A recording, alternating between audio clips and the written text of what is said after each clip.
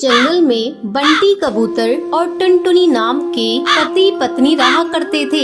एक दिन टुनटुनी और बंटी में झगड़ा शुरू हो जाता है। टुनटुनी, अभी तक तो मैं चुप था, लेकिन तुमने फिर से एक लड़की को जन्म दे दिया। अब मैं तेरी 3 बेटियों का खर्च नहीं उठा सकता। अभी के अभी निकल जा मेरे घर से। बंटी, अब मैं इन बच्चियों को लेकर कहाँ जाऊँगी? ये तीनों बच्चियाँ तुम्हारी ही हैं। तुम्हारा दिल आज इतना पत्थर क्यों हो गया है? इन बच्चियों के मासूम चेहरे को देखकर भी तुम्हें इन पे तरस नहीं आता? हाँ, नहीं आता। तू अभी के अभी इन्हें लेकर निकल जा। नहीं देखनी मुझे तुम्हारी और तुम्हारी बेटियों की शक्ल। बंटी, आज तुम जिन बेटियों को घर से बाहर निकाल रहे हो, एक दिन तुम्हें इन बेटियों पर नाज होगा। मैं इन्हें लेकर जा रही हूँ। अगर तुम्हें एतराज ना हो तो मैं तुम्हारे पास वाले पेड़ पर झोपड़ी बनाकर उसमें रहना चाहती हूँ। जाकर रह ले, लेकिन मुझसे कोई वास्ता मत रखना। टुनटुनी उस पेड़ पर झोपड़ी बनाकर उसमें रहने लगती है और पड़ोस के घरों में झाड़ू पोछे का काम करने लगती है। एक दिन, माँ, बहुत जोरों की भूख लग रही है, कुछ खाने को दे दो। अच्छा बेटा, तुम लोग यहाँ बैठ जाओ, मैं अभी तुम लोगों को खाना देती हूँ। टुनटुनी अपनी तीनों बेटियों को खाना खाने के लिए देती है। माँ, आप रोज रोज सूखी रोटी ही देती हो खाने को। जब हम पापा के घर थे तब हमें खिचड़ी भी मिलती थी खाने को। माँ, पापा ने हम लोगों को क्यों घर से निकाल दिया? क्या बताऊँ बेटी, पापा ने हम लोगों को क्यों घर से निकाल दिया? तुम लोग जल्दी जल्दी खाना खा लो, मैं कल तुम लोगों को किसी तरह खिचड़ी बनाकर खिलाऊंगी। रात में सभी सो जाती है,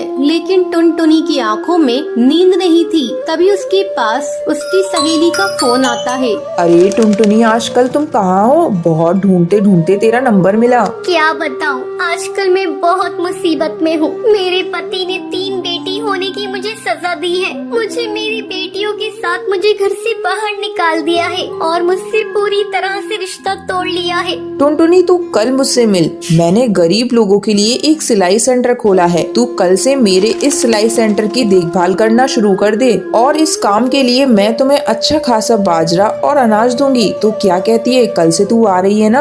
हाँ, मैं कल आ रही हूँ। तूने मेरे इस बुरे समय में मेरा साथ दिया है। अगले दिन से टुनटुनी सिलाई सेंटर को संभालने लगती है। कुछ ही दिनों में टुनटुनी अपनी बेटियों का एडमिशन एक अच्छे स्कूल में करा देती है। माँ, ये देखिए, हम तीनों अपनी अपनी क्लास में फर्स्ट आए हैं। हाँ बेटा, तुम इसी तरह मन लगाकर पढ़ना और एक दिन अपने माँ बाप का नाम रोशन करना। कुछ सालों बाद टुनटुनी की तीनों बेटियां पुलिस अफसर बन जाती हैं और अपनी माँ के साथ खुशी खुशी रहने लगती हैं। सुंदरवन जंगल में कालू कौए नाम का एक ढाबा था। वो बहुत ही ज्यादा मशहूर ढाबा था। जो भी पक्षी वहाँ से गुजरता था वो उसके ढाबे का खाना खाए बगैर नहीं जाता था। अब कालू कौए को इस बात का बहुत घमंड आ जाता है। एक रात की बात है, टूनी नाम की गरीब भिखारन चिड़िया उसके ढाबे पर आती है। कालू भैया, ऊपर वाले के नाम पर कुछ दे दो रे भैया। ऊपर वाला तुम्हें खुश रखेगा। मैं भूखी हूँ भैया।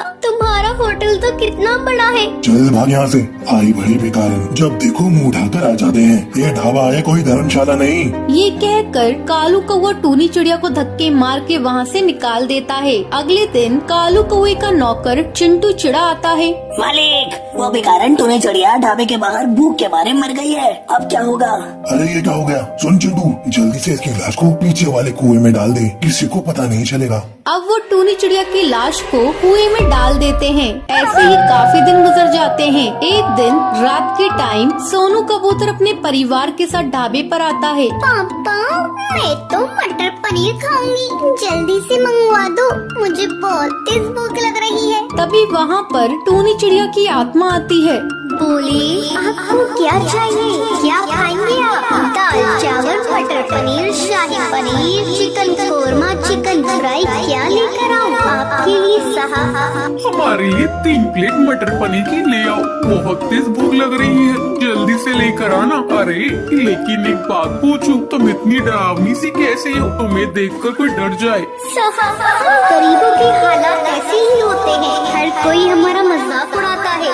ये कहकर वो वहाँ से चली जाती है। तभी कालू कौवा वहाँ पर आता है। नमस्ते साहब, माफ कीजिए, थोड़ा लेट हो गया। नौकर भी नहीं है काम के लिए। बताइए आपको क्या चाहिए, मैं अभी गरम गरम लेकर आता हूँ। भाई साहब, आप कैसा मजाक करते हैं? अभी अभी आपके ढाबे पर काम करने वाली चिड़िया हमारा ऑर्डर लेकर गई है। बहन जी, लगता है आपको कोई गलतफहमी हुई है। मेरे यहाँ कोई चिड़िया काम नहीं करती। ये सुनकर वो तीनों वहाँ से भाग जाते हैं। अब रोजाना कालू कौवे के ढाबे पर अजीब अजीब घटनाएं होने लगती हैं, जिससे सब पक्षी डर जाते हैं और उसके ढाबे पर आना छोड़ देते हैं। एक दिन चिंटू चिड़ा कालू कौवे से कहता है, साहब मुझे लगता है ये वही बेकारन चिड़िया कर रही है जिसे आपने खाना खाने के लिए नहीं दिया था और उसकी मौत हो गई। हाँ चिंटू, मुझे भी लगता है। तू ही बता मैं क्या करूँ। साहब मैं एक जादूगरनी को जानता हूँ, वो सब पक्षी की आत्मा को काबू करना जानती है। अगले दिन कालू कौवा और चिंटू चिड़ा जादूगरनी की गुफा में जाते हैं और उसे सारी बात बताते हैं। कालू कौवे, ये तुमने क्या किया? इतने घमंड में आकर तुमने एक मासूम चिड़िया की जान ले ली। अब जादूगरनी अपने जादू मंत्र से टूनी चिड़िया की आत्मा को वहाँ पर बुलाती है। किसी ने भी मुझे नुकसान पहुंचाने की कोशिश की, मैं उसे मार दूंगी। कालू कौवा, मुझे जरा सी भी शर्म नहीं आई। उस रात अगर तू मुझे खाना दे देता तो मैं आज जिंदा होती, अपने बच्चों के पास होती। मैं तेरे ढाबे को भूतिया ढाबा बना दूंगी, ये मेरा वादा है। तूने मेरे साथ बहुत गलत किया, बहुत गलत किया। मुझे माफ कर दो टूनी चिड़िया, मैं आगे से कभी भी किसी के साथ ऐसा नहीं करूँगा। और हाँ, और हर भूखे पक्षी को खाना खिलाऊंगा। ये सुनकर टूनी चिड़िया कालू कौवे को माफ कर देती है और वहाँ से चली जाती है। टुनटुनी एक पानी पूरी बेचने वाली चिड़िया थी। एक दिन वो रोज की तरह पानी पूरी बेच रही थी। तभी वहाँ दो कौवे माँ बेटे आते हैं। अरे ओ पानी पूरी वाली, 2 प्लेट लगाना। अभी दे रही हूँ बहन जी, ये लीजिए। कालू बेटे पहले तू खा। नहीं माँ, पहले तुम खा लो। तुम खाओ के चक्कर में पानी पूरी वाली के हाथ से पानी पूरी सुंदरी के जूतों पे गिर जाती है। अरे ये तूने क्या किया? मेरे जूते खराब कर दिए। तू जानती भी है इन जूतों की कीमत कितनी है? तेरे जैसे 10 पानी पूरी के ठेले आ जाएंगे। बहन जी गलती हो गई, गलती से गिर गई, मुझे माफ कर दो। तुम जैसे छोटे लोग यही करते हो, पहले गलती करते हो फिर माफी मांगते हो। मैं तुझे ऐसे नहीं छोड़ सकती, मैं तुझे सजा देकर छोड़ूंगी। देखती हूँ तू पानी पूरी कैसे बेचती है। आज तू ये ले। ये कहकर सुंदरी टुनटुनी की पानी